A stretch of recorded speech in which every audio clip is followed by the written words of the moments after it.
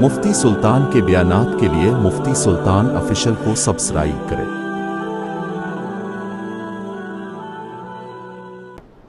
سال میں ایک دفعہ موقع آتا ہے قرآن کریم کے متعلق کچھ سننے کا، سیکھنے کا، سمجھنے کا۔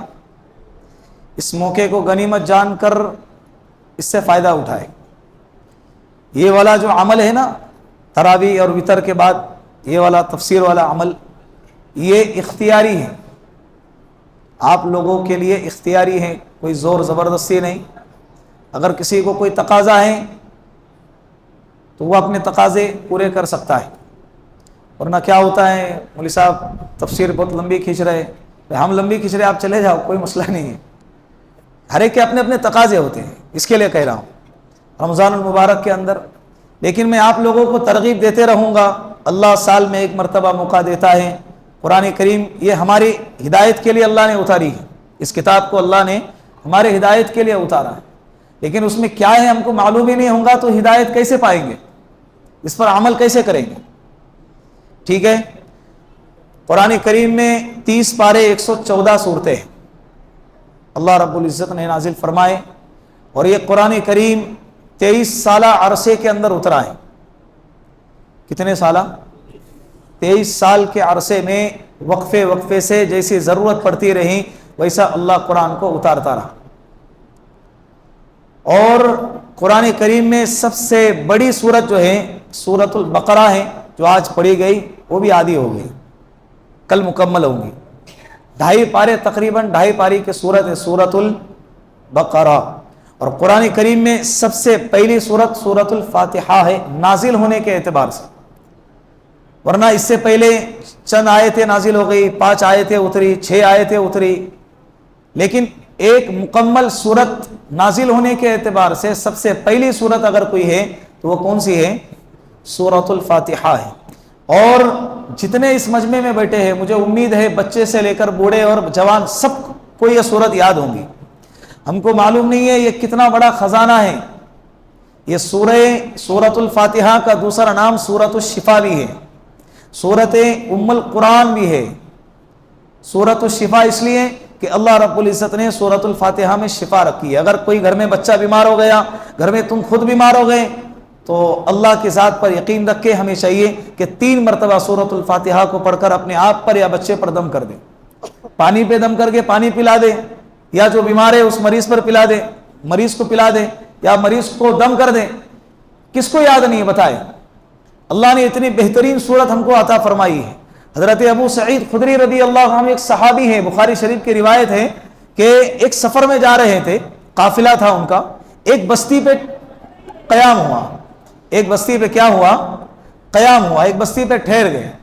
بستی والوں سے کہا کہ آج ہم تمہارے یہاں پر ٹھہرنے والے ہیں، ہم مسافر ہیں، ہمارے لیے کھانے کا انتظام کرو۔ بستی والے بڑے لچڑ قسم کے آدمی تھے، بہت بخیل قسم کے لوگ تھے۔ ان لوگوں نے مسلمانوں کو مسلمان دیکھ کر نفرت سے ان کو بستی سے نکال دیا، کہا کہ مہمان نوازی تو بہت دور کی بات ہے، ہم آپ کو ہمارے بستی میں ٹھہرنے بھی بولو نہیں دیں۔ ایسے حالات کا سامنا ہمیں بھی کرنا پڑ رہا ہے، ایسے حالات کا سامنا ہمیں بھی اس ملک کے اندر، چاہے مسلمانوں کو الحمدللہ اللہ نے ایسے صفتوں سے نوازا ہے کہ مسلمان کیسے بھی حالات آ جائے، چاہے مسلمانوں کے لیے ہوں یا غیر مسلم کے لیے ہوں، انسانیت کو سامنے رکھ کر مصیبت پہ دوسروں لوگوں کے لیے کھڑا رہ جاتا ہے۔ کئی مثالیں آپ کو ملیں گی۔ لاک ڈاؤن کے اندر، کرونا کے پیریڈ میں آپ لوگوں نے دیکھا، اچانک کدھر باڑھ آ گئی، کوئی آسمانی آفت آ گئی، سیلاب آ گیا، کوئی بھوکم آ گیا۔ ایسے وقت میں جس جگہ پر حادثے کے لوگ شکار ہو جاتے ہیں، ان لوگوں کی مدد کے لیے سب سے پہلے کون پہنچتا ہے؟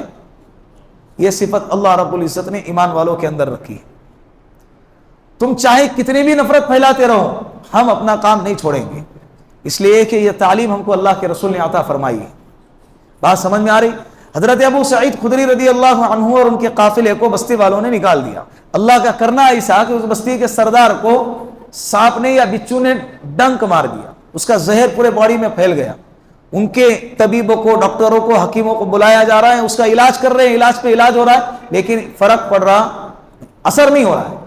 لوگوں نے کہا کہ دیکھو بھائی، کچھ لوگ ایک جماعت باہر آئی ہوئی ہے, ہم نے ان کو بستی سے باہر نکال دیا ہے, ان کے شکل صورت سے ایسا لگتا ہے کہ بڑے نیک لوگ ہیں, ہو سکتا ہے کہ اس بیماری کا علاج ان کے پاس ہو. تو ان کے پاس جب گئے, حضرت ابو سعید خدری رضی اللہ عنہ کے پاس گئے یہ بستی والے, اور ان سے کہا کہ ہمارے قوم کے سردار کو ڈنک مارا ہوا ہے, زہریلے جانور, آپ کے پاس علاج ہے؟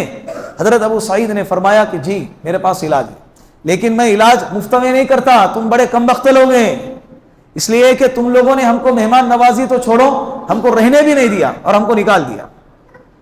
ہم لیں گے, ہم علاج کریں گے, لیکن اس شرط پر کہ آپ 40 بکریاں ہم کو عطا کریں گے. کتنے بکریاں؟ 40 بکریاں. کہا کہ منظور ہے, جان بچ گئی تو ٹھیک ہے. تو سردار کو لایا گیا, سورۃ الفاتحہ پڑھ کر حضرت نے ان پر دم کیا اور وہ کیا ہو گیا؟ ٹھیک ہو گیا. اب بکری تو لے لی, اب کھانا جائز ہے کہ نہیں جائز ہے یہ معلوم نہیں تھا, نیا مسئلہ تھا. بھائی کوئی تعویذ کے پڑھنے پر, کسی چیز کے دم کرنے پر اجرت کا لینا یہ جائز ہے یا نہیں جائز ہے یہ معلوم نہیں تھا, لیکن کسی نے کسی بھی بکری کو ہاتھ نہیں لگایا. وہی سارے سامان کو اللہ کے رسول صلی اللہ علیہ وسلم کی خدمت میں لے کر گئے اور فرمایا یا رسول اللہ یہ واقعہ پیش آیا ہے, آپ بولو یہ کھا سکتے ہیں کہ نہیں کھا سکتے؟ اللہ کے رسول نے فرمایا بالکل کھا سکتے, لیکن تم کو کیسے معلوم؟ تم نے کیا پڑھ کر دم کیا اس پر کہ اس کا زہر ختم ہو گیا؟ کہا یا رسول اللہ میں نے سورۃ الفاتحہ پڑھ کر دم کیا. اللہ کے رسول نے فرمایا بے شک اللہ نے سورۃ الفاتحہ میں شفا رکھی ہے. اب بولو کس کو یاد نہیں ہے؟ کس کو یاد نہیں ہے؟ سب کو یاد ہے. مسئلہ یقین کا ہے. کس کا مسئلہ ہے؟ وہ آپ لوگوں نے دیکھا ہوگا نا ویڈیو کہ 2 بندے میڈیکل میں گئے, اس میں سے ایک کا جو ہے 2 دوست تھے, اس میں سے ایک کا سر دکھتا تھا. وہ میڈیکل میں گیا اور کہا کہ سر دکھ رہا ہے گولی دے دو. دوسرے دوست نے کہا ارے کہاں میڈیکل کے چکر میں گر رہے ہیں, ڈاکٹر کے پاس جاؤ, ہاسپٹل میں بتاؤ, ڈاکٹر جو دوائی دے گا اس کا علاج کراؤ, وہ زیادہ اثر پڑے گا. کہا کہ ہاں ٹھیک ہے ٹھیک ہے. پھر وہ گیا, ڈاکٹر کو بتایا, ڈاکٹر نے ایک دوائی لکھ کر دے دی اور 500 روپے اس کی فیس لے لی. اس کے بعد وہی چٹھی لے کر میڈیکل کے پاس آیا اور میڈیکل میں آ کر بتایا تو وہ جو میڈیکل میں بیٹھنے والا تھا وہ کہنے لگا بھائی میں یہی دوائی دینے والا تھا میں یہی دوائی دینے والا تھا. اب 20 روپے کی دوائی تھی, کتنے کا گھاٹا ہو گیا؟ میں یہ نہیں کہہ رہا کہ بھائی میڈیکل میں جاؤ ڈاکٹروں کو چھوڑ دو. اللہ کے رسول صلی اللہ علیہ وسلم نے ہم کو سورۃ الفاتحہ عطا فرمائی ہے, پہلے یہ عمل کرو, صدقہ ادا کرو, بیمار ہو گئے صدقہ دو, 2 رکعت نماز پڑھو, اور بچہ ہے یا تم خود بیمار ہو گئے سورۃ الفاتحہ پڑھ کے دم کرو. زمزم کا پانی گھر میں رکھا ہوا ہے, زمزم کا پانی پی لو. پھر بھی اگر اثر نہیں ہوتا ہے تو اس کے بعد پھر آپ چلے جاؤ ہاسپٹلوں کی طرف. ٹھیک ہے, یہ سورۃ الفاتحہ, اس کے بغیر قرآن کریم نماز مکمل نہیں ہو سکتی. لا صلاۃ لمن لم یقرأ بفاتحۃ الکتاب, اللہ کے رسول نے فرمایا سورۃ الفاتحہ کے بغیر نماز بولو نہیں ہوتی. سورۃ الفاتحہ جب بھی پڑھی جائیں گی تو اس کے بعد امام بھی آمین کہیں گا اور مقتدی بھی آمین کہیں گے. اللہ کے رسول نے فرمایا امام کی آمین اور مقتدی کی آمین جب ساتھ میں فرشتوں کے آمین کے ساتھ مل جاتی ہیں اللہ ان کی مغفرت فرما دیتے ہیں. اللہ ان کی کیا کر دیتے ہیں؟ مغفرت فرما. اس کے لیے آمین کہا کرے. ابھی ایک الگ مسئلہ ہے کہ زور سے کہنا ہے کہ آہستہ کہنا ہے, کہو ہاں بس چیخ کر نہیں کہنا ہے. زور سے اور آہستہ کہنے میں اختلاف ہے, چیخ کر کہنے میں اور بالکل نہ کہنے میں اختلاف نہیں ہے. اس کے بعد اللہ رب العزت نے سورۃ البقرہ جو ہے اس کے اندر ابتدائی آیت الف لام میم ذالک الکتاب لا ریب فیہ, یہ کتاب ایسی ہے کہ اس میں اللہ نے کوئی شک اور شبہ باقی رکھا نہیں. اس کتاب میں کوئی شک و شبہ نہیں ہے. ھدی للمتقین, اور یہ کتاب ہدایت ہے اللہ سے ڈرنے والوں کے لیے. یہ کتاب کیا ہے؟ ہدایت ہے اللہ سے ڈرنے والوں کے لیے. 1400 سال گزر گئے, آج تک اس کتاب کے اندر کوئی غلطی نکال نہیں سکا. جس نے غلطی نکالی ہے اللہ نے اس کو صفحہ ہستی سے مٹا دیا ہے. نکلا تھا نا بیچ میں وسیم رضوی, پتہ نہیں اس کا کیا نام رکھے ہوئے تھے, بعد میں کہاں چلا گیا؟ ایسے گفا میں غائب ہو گیا کہ اس کا کسی کو علم نہیں ہے. قرآن آج تک باقی ہے اور انشاءاللہ قیامت تک باقی رہے گا. اسی صورت کے اندر اللہ رب العزت نے آگے ذکر فرمایا وَإِن كُنتُمْ فِي رَيْبٍ مِّمَّا أَنزَلْنَا عَلَيْكُمْ, کہ تم میں اللہ نے ایسی کتاب نازل فرمائی کہ اس میں کوئی شک و شبہ نہیں ہے. پھر اللہ نے چیلنج کیا ہے, اور یہ چیلنج بھی جو ہے نا تمہارے ہمارے جیسے جاہل لوگوں کو نہیں کیا ہے, یہ اس زمانے میں چیلنج کیا جا رہا ہے جس زمانے کے اندر عرب لوگ اپنی زبان پر فخر کرتے تھے. زبان کے اندر فصاحت و بلاغت ایسی زبردست تھی کہ عرب لوگ اپنے آپ کو بولنے والا، اور ساری دنیا کے اندر جتنے بھی عرب کے علاوہ کے لوگ ہیں ان کو عجمی یعنی گونگا کہا کرتے تھے. بچے سے بچے کو 1,000 عربی اشعار یاد ہوتے تھے، ایسی فصاحت و بلاغت ہوتی تھی. ایسے ماحول کے اندر اللہ رب العزت نے چیلنج کیا کہ تمہارے اندر اگر دم ہے نا تو قرآن کریم کی جیسی ایک سورت اپنے طرف سے بنا کر لے کر آؤ.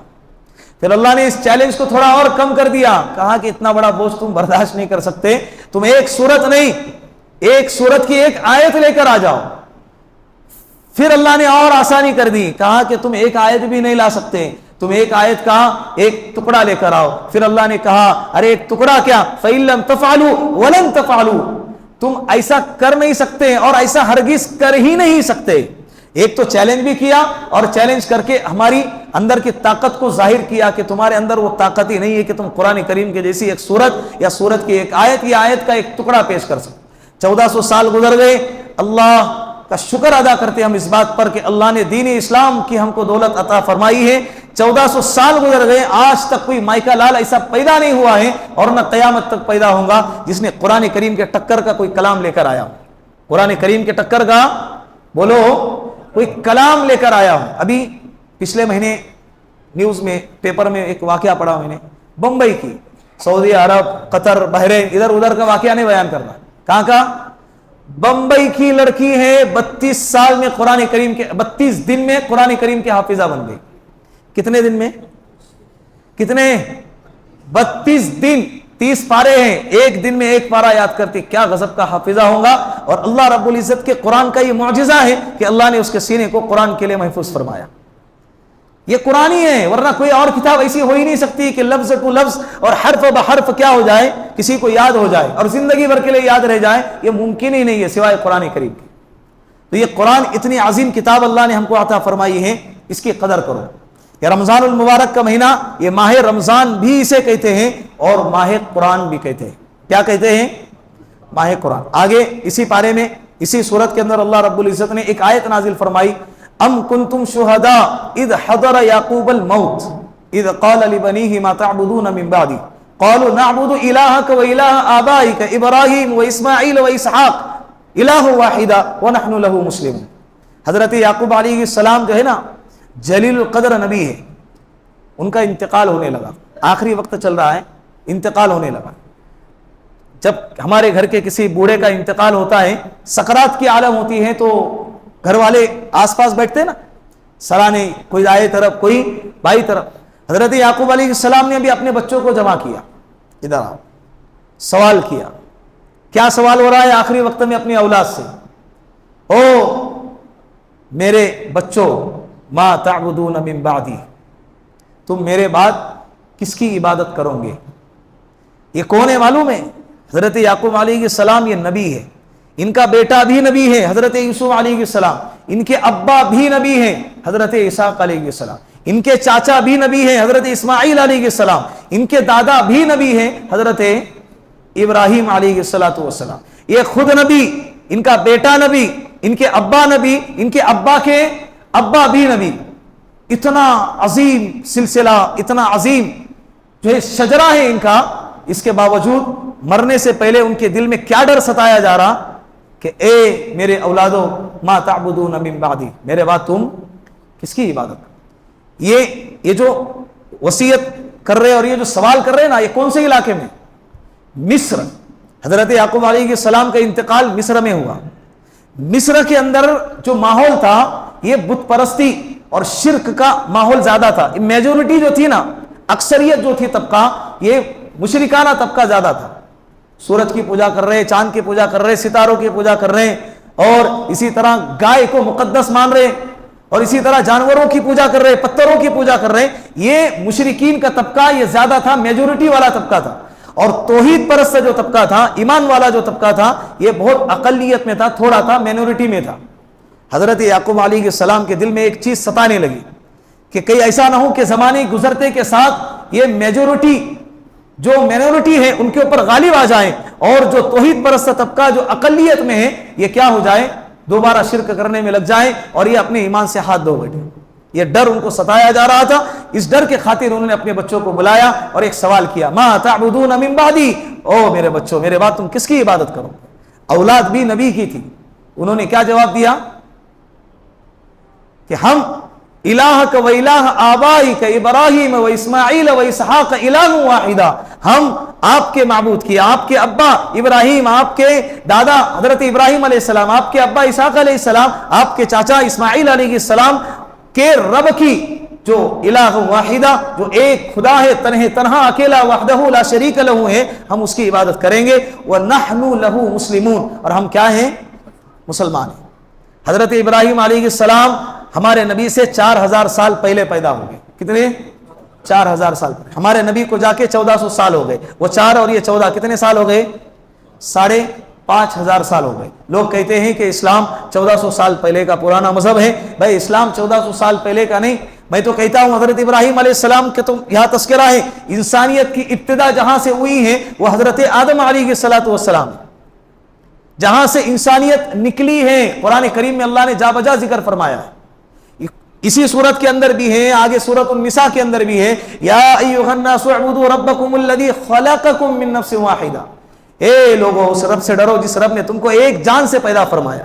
ایک جان کون ہے؟ حضرت آدم علیہ السلام، اور وہ نبی ہے، اور نبی مسلمان ہوتا ہے، لوگوں کو اللہ سے جوڑنے کا کام کرتا ہے۔ تو حضرت آدم علیہ السلام انسانیت کا سب سے پہلا انسان، وہ مسلمان۔ تو اسلام کی ابتدا کہاں سے؟ جہاں سے انسانیت کی ابتدا ہوئی ہے۔ اسلام کی ابتدا کہاں سے؟